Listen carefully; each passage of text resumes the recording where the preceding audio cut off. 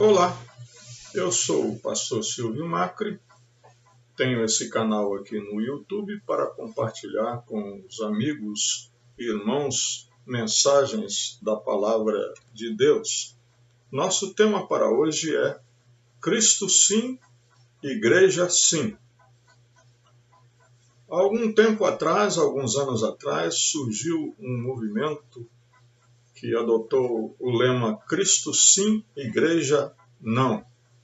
É um movimento que estimula ou que dirige as pessoas para deixarem a igreja, deixarem as comunidades onde congregam, para serem cristãos autônomos, solitários. É uma falsa afirmação, porque na verdade não existe cristianismo solitário. Eu tive a oportunidade de conversar com uma pessoa que aderiu a esse movimento e descobri que uma das principais alegações deles é que certos líderes cometem erros, certas igrejas também têm práticas erradas das quais eles discordam, e por isso, então, se frustram, se decepcionam e abandonam a igreja. Por outro lado, também eu notei que há uma certa resistência, uma certa rejeição à vida em comunidade, à necessidade de se sujeitarem uns aos outros, como manda a palavra de Deus. Então, essa coisa de o ser humano querer ser independente, autossuficiente, também levou a essa ideia de Cristo sim, igreja não. Mas como nós dissemos, não existe cristianismo solitário, não existe um cristão autêntico, verdadeiro, crescente e desenvolvido na fé, que possa fazê-lo isso sozinho.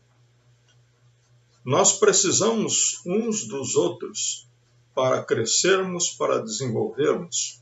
É o que nós aprendemos na passagem de Hebreus, capítulo 10, versículos 24 e 25, que nós vamos ler agora para os amigos e irmãos.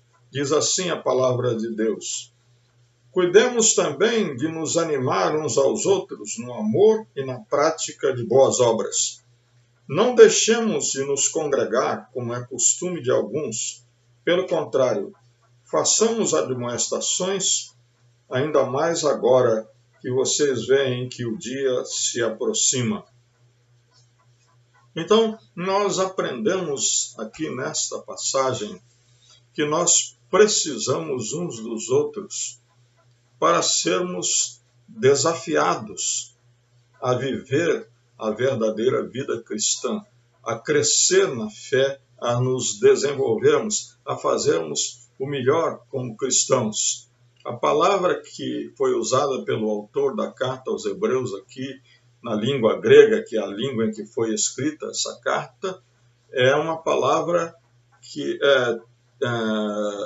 é difícil de traduzir em português, mas porque ela teria um sentido, uma conotação até um pouco negativa, porque significa provocar, significa incitar. Então nós preferimos usar essa expressão.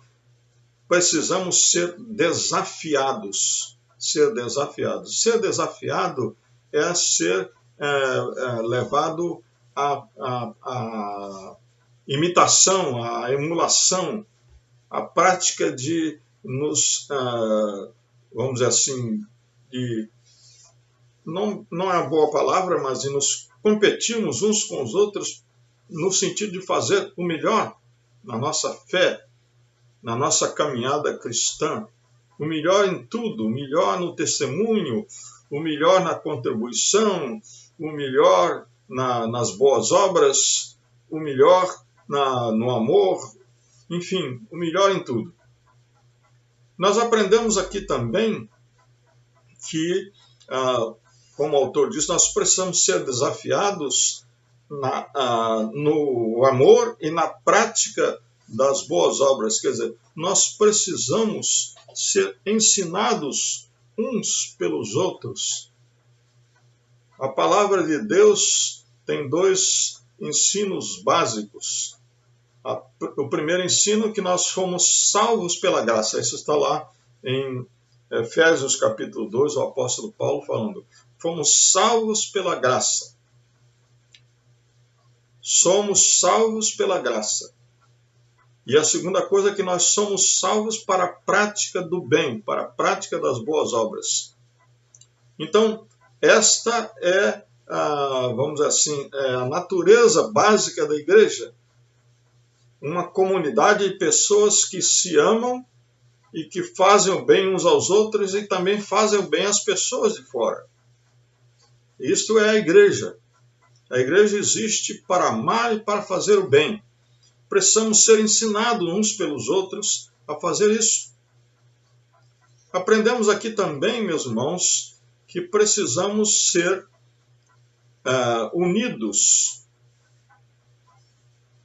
Não deixemos de nos congregar, não deixemos de nos reunir. Outra tradução diz, não deixemos de existir como igreja. A palavra usada aqui pelo autor da carta aos Hebreus, ela é da mesma raiz da palavra sinagoga. E sinagoga era uma palavra que era usada para designar aquele local de reunião dos judeus. Depois do exílio, essas sinagogas elas se disseminaram por todo o território da Palestina e até fora da Palestina. Nós encontramos, por exemplo, o apóstolo Paulo chegando junto com Barnabé ou outros missionários em cidades da Ásia, da Europa, e encontrando uma sinagoga ali onde os judeus se reuniam, onde Paulo começava o seu trabalho missionário. E o próprio Tiago, ele usa essa palavra para designar também a reunião dos cristãos judeus. Aqui a carta está sendo dirigida a cristãos judeus, e a carta de Tiago também era dirigida a cristãos judeus. E diz, quando alguém chegar na sua sinagoga, quer dizer, quando alguém chegar na sua reunião, na sua igreja, na sua comunidade, precisamos nos unir como igreja. A palavra igreja significa aqueles que foram chamados para fora. Quer dizer, aqueles que foram comissionados, vocacionados, chamados por Cristo para fazer parte da sua comunidade, da comunidade de Cristo, para servir e para adorar a Cristo. E isso ninguém pode fazer isso sozinho. Eu não posso fazer isso sentado na minha casa. Eu só posso fazer isso junto com os demais irmãos. Nesses tempos de pandemia, infelizmente, temos ficado em isolamento social, mas temos as tecnologias modernas que nos permitem nos congregarmos online, estarmos ligados uns aos outros pela fé, ligados uns aos outros através das transmissões que eles chamam de live, não é? A igreja não deixou de existir, apenas deixou de se reunir num determinado local, mas precisamos estar unidos uns aos outros. Aprendemos aqui também, meus irmãos, que precisamos ser apoiados uns pelos outros. É interessante que a palavra que o autor da carta aos Hebreus usa aqui no original grego é da mesma raiz que o apóstolo João usa para designar o Espírito Santo quando fala lá do Consolador, conselheiro, encorajador, o Parakletos. E o verbo que o autor aos Hebreus usa aqui justamente é esse verbo, encorajar, apoiar, ajudar, ajudador, consolador, conselheiro, apoiador.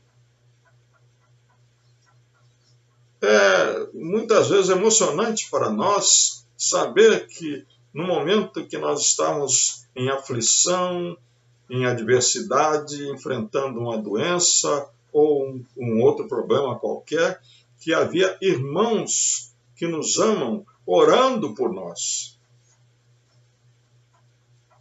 Isso é apoio.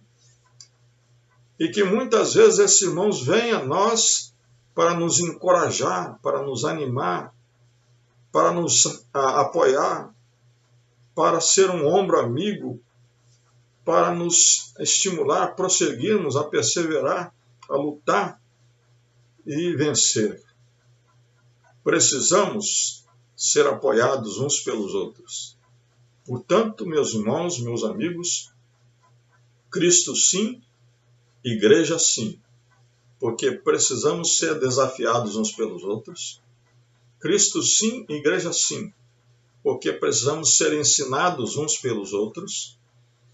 Cristo sim, igreja sim, porque precisamos ser apoiados uns pelos outros. E Cristo sim, igreja sim, porque precisamos permanecer unidos. E por último, o autor aos Hebreus menciona a volta de Cristo, aquele dia. E o apóstolo Paulo, na carta aos Tessalonicenses, ele diz que quando Cristo voltar, ele vai reunir os crentes. Eu não posso imaginar um cristão solitário lá num cantinho, separado dos demais crentes, e Jesus Cristo gritando para ele de longe: venha, você também para o grupo aqui, para você ser arrebatado e para ir para o reino de Deus, para aquela cidade santa. Então, lá no céu você não vai ficar isolado num cantinho, você vai ficar junto com os demais irmãos em Cristo. Por isso, então, Cristo sim, igreja sim. Se Cristo não quisesse que nos reuníssemos, ele não teria fundado a sua igreja. Ele não teria usado essa expressão, edificarei a minha igreja. Ele não teria deixado os crentes ali, os seus apóstolos em Jerusalém, para fundar a igreja de Jerusalém. Não teria enviado Paulo e Barnabé como missionários para percorrerem territórios vastos, fundando uma igreja após outra. Cristo sim, igreja sim. Se Cristo não quisesse que nos reuníssemos, ele nem teria usado a palavra igreja, porque a palavra igreja justamente significa a assembleia, a reunião dos salvos, daqueles que foram redimidos, transformados pela graça de Cristo, para adorar, servir a Deus, servir ao próximo, proclamar a sua graça, dar testemunho do seu amor ao mundo. Que Deus nos abençoe. Amém?